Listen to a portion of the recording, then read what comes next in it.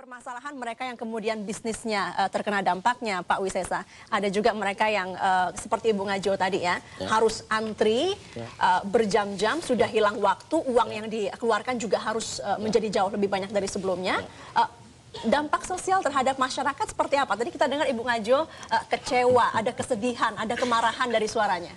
Kalau cerita dampak sosial itu sebenarnya gini ya, ketika setiap kebijakan pemerintah, saya sependapat dengan Mas Aryo Bimo tadi, setiap kebijakan pemerintah harus dilihat dulu apa sih, kemudian impact-nya berapa sih, terus pernah nggak kita punya statistik yang benar pendapatan masyarakat kita di sektor mana, sehingga ada subsidi. Sekarang kita bicara subsidi minyak tanah, ini mau ditarik nih, kemudian dimasukkan konversi, ketidakmampuan pemerintah berarti.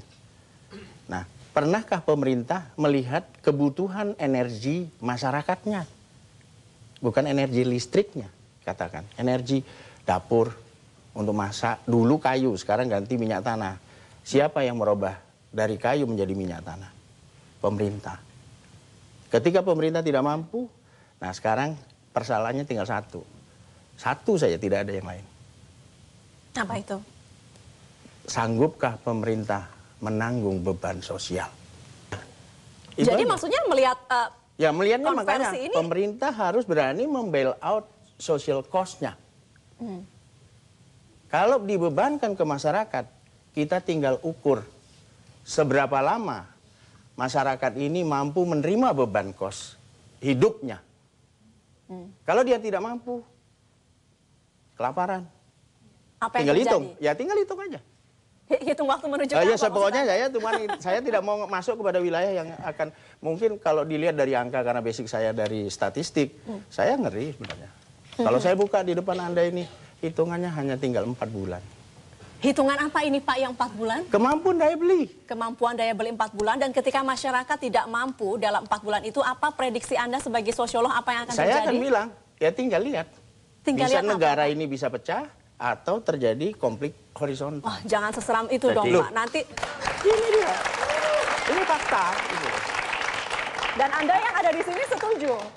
Oke. Ini tapi jangan sampai nanti masalah. Makanya saya katakan, pernahkah pemerintah pembuat, sayang ya, hari ini yang datang Mas Anung cuma pelaksana operator. Kemudian BPH Migas ini juga nggak jelas, karena saya juga belum tahu nih undang-undangnya, aturannya mana. Yang harusnya bicara di sini adalah Departemen Pertambangan. Kita mau tahu kebijakannya apa, baru kita bisa enak. Gitu loh. Saya nambahkan Mbak Mutia. Jadi kondisinya itu kan pendapatan yang semakin mengecil, pengeluaran yang semakin besar. Ini adalah latar belakang mengapa terjadinya konversi minyak tanah ke gas ini banyak kegagalan. Pada awal dibagi kompor sama tabung gas, banyak ibu-ibu itu yang tertarik juga sebenarnya. Saya ini dari kecil dari kayu, arang sampai gas. Itu bisa mampu mengkonversi tanpa program pemerintah karena daya beli saya itu ada. Nah, persoalan sekarang ini daya beli masyarakat yang semakin menyusut karena pendapatan yang mengecil dan pengeluaran yang semakin membesar, sehingga konversi ini didesain hanya atas dasar kebijakan yang fantasis di tingkat pembuat kebijakan, tapi tidak realistis di tingkat masyarakat. Nah, kalau itu dipaksakan dengan target-target tahun, target-target area tadi, bukan konversi yang lebih gradual, saya kira dampak sosial tadi tinggal akumulatif saja. Jadi persoalannya saya kira masyarakat tidak keberatan ada konversi itu.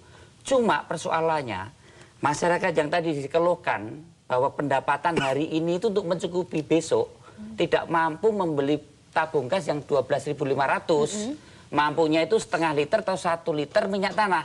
Ini yang harus dipikirkan Pertamina. Konversi yang lebih mempunyai skim untuk rakyat miskin, dalam artian jangan hanya juga untuk memasak, tapi juga untuk petromak, juga untuk kebutuhan-kebutuhan yang industri UKM. Langsung, Pak Nah, sekarang ini konversi ini hanya diarahkan bagi itu tabung, bagi itu kompor, selesai. Loh, kenapa? Mereka kan nggak bisa Pak beli yang 12,5. Kan sudah dimodali awal, 1 tabung kan sudah gratis. Harusnya rakyat itu menabung sehingga pada suatu saat gas habis bisa beli. Ini kan logika kebijakan yang buat Itu pendapatnya Pak Anwar. Enggak, saya potong dulu, saya beri ini sebuah ilustrasi Mbak Mutia. Kita kasih kesempatan Pak Hanung dulu dong, Pak saya Wisesa. supaya orang tahu. Ini tidak ada yang mau membuka. Berapa pendapatan petani kita?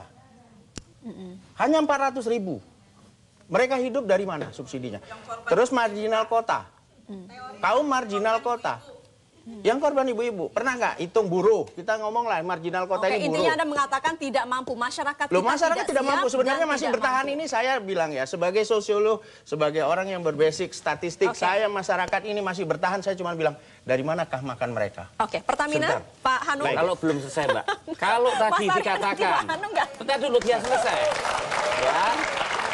Kalau kemudian tabung yang dibagi itu habis yang 3 kiloan, dia mau beli yang 3 kilo 12.000 nggak punya uang, ya kepaksa dilego ini tabung gas sama Akhirnya kompor. dijual lah. Itu realistis. Dijual. Terus dia ngantri lagi minyak tanah gitu loh, Mbak. Oke. Terus nah ini mohon, saya tidak anti konversi, tapi tolong skim khusus rakyat miskin ini dibuat sedetil mungkin. Jangan ada orientasi target.